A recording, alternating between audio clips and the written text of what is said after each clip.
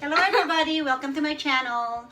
Nandito na naman po tayo para mapag-aralan ang chapter 3. 3. Yes.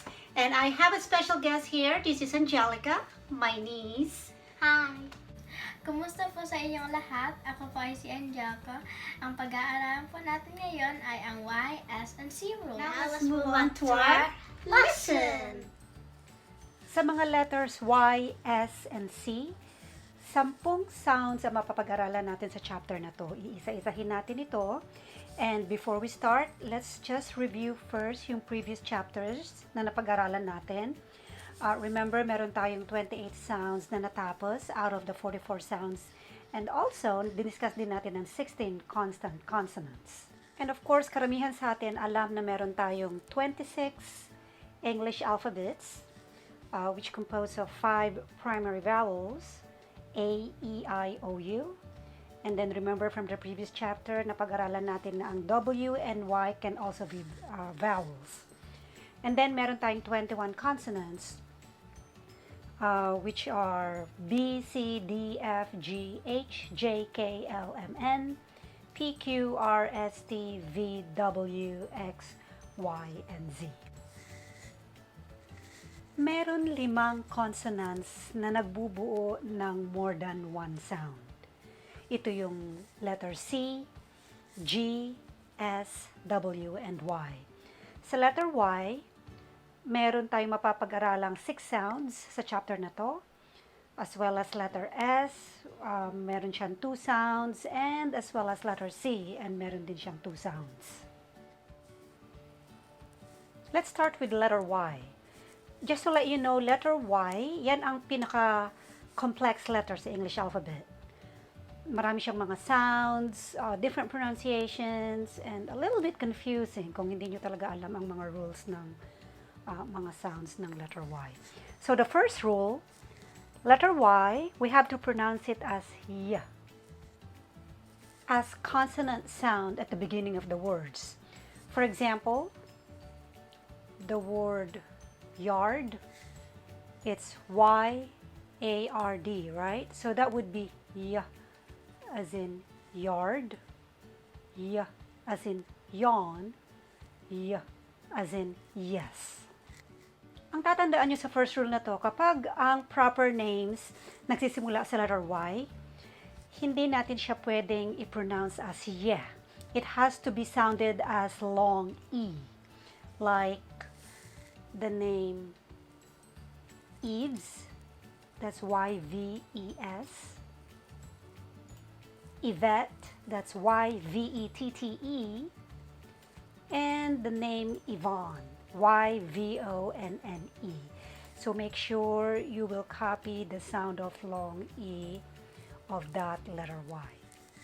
Now, let's watch Angelica sa mga sample words ng first rule ng letter Y. First sample word is yelp. Okay, Angel, it's your turn. Yelp, Next one is yoke, yoke, yo-yo, yo-yo, Yankee, Yankee, yell, yell, and yet. and yet. Our second rule is Y copies long I. And this is a 100% rule. 2 things na kailangan nyo matandaan sa rule na to. The first one is Y is at the end of a word and is the only vowel in the word. You will need to pronounce it as long I. And the second one would be when a word ends with F and Y, you will also need to pronounce that Y as long I. Gaya ng mga words na fly, F-L-Y, cry, C-R-Y, buy, B-Y, pry, P-R-Y, tyke, T-Y-K-E, type, T-Y-P-E, die, D-Y-E, qualify, see that, F-Y, so that's qualify, notify, clarify. So ngayon, let's move on to Angelica again para mapakita niya kung paano i-pronounce ang iba pang mga sample words on this particular rule.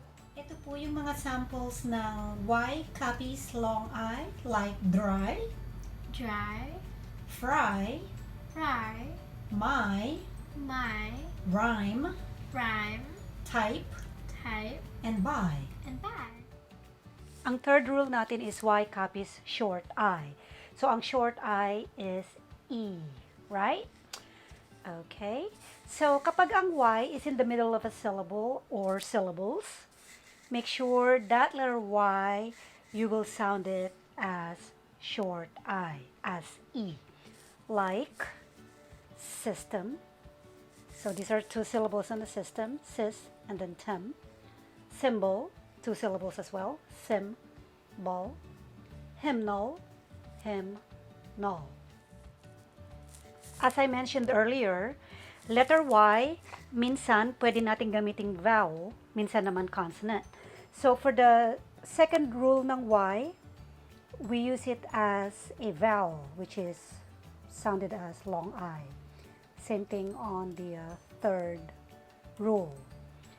Ginamit din natin ang Y as a vowel to sound as short I.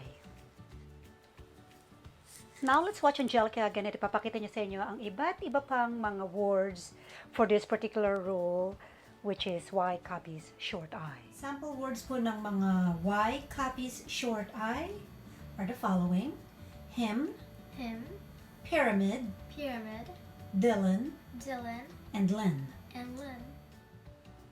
Our fourth rule is Y copies long E. So long E sounds as E, right? And this one, it works about 95% of the time. Four things na kailangan nyo matandaan.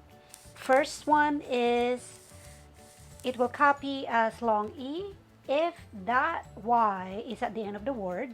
Secondly, if that Y comes after a consonant. Ang pangatlo nating tatandaan, there is another vowel in the word. And then the last one, if it ends with F, F, Y.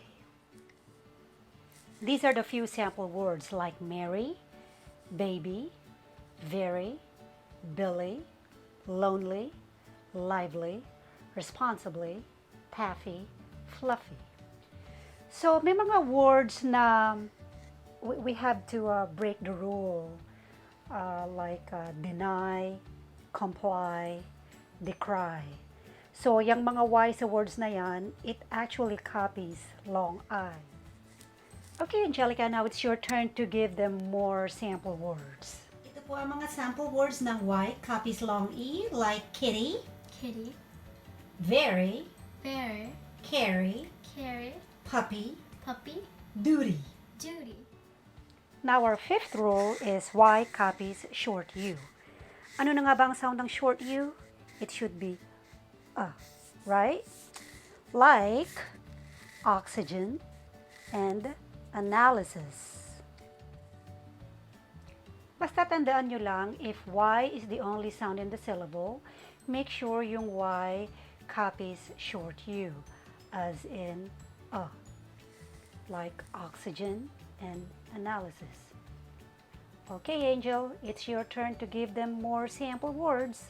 Ito naman po yung mga words na nagka-copy ng short U, yung letter Y.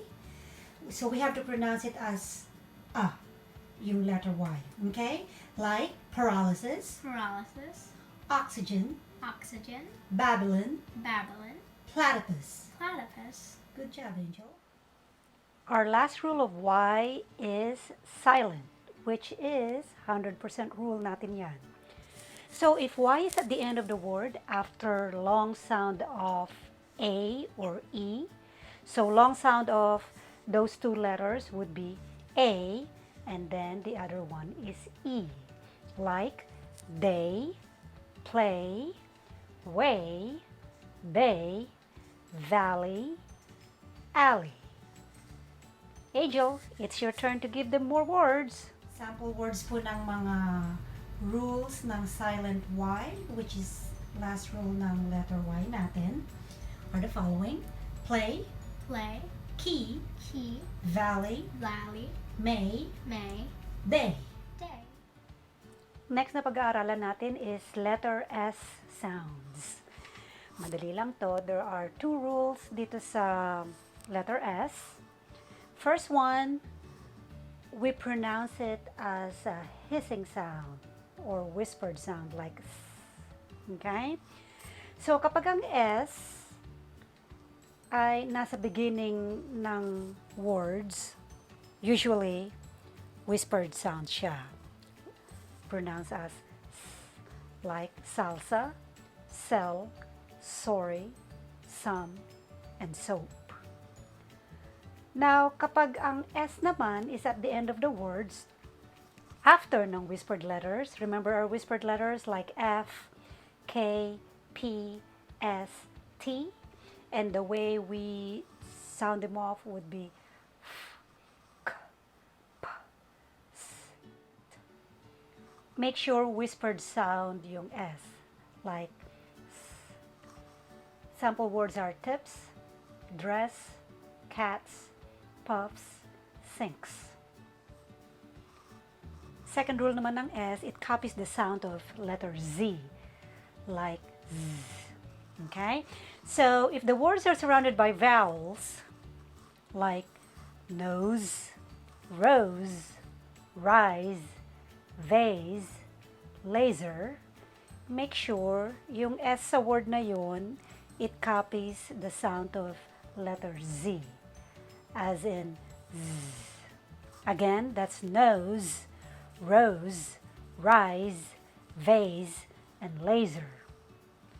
And then, second thing na tatandaan din natin, if S is at the end of the words after non-whispered letters, remember the first one, there are whispered letters, it copies the sound of S.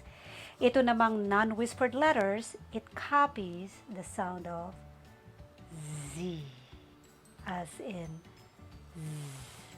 Like lands, crabs, pens, ribs. Okay, so last lesson on this chapter would be the C sounds. Madali rin po ito. Merong dalawang sounds ang C. First one, C copies S before the letters E, I, and Y. So make sure the S will sound as S, like cyst, cell, city, and citation.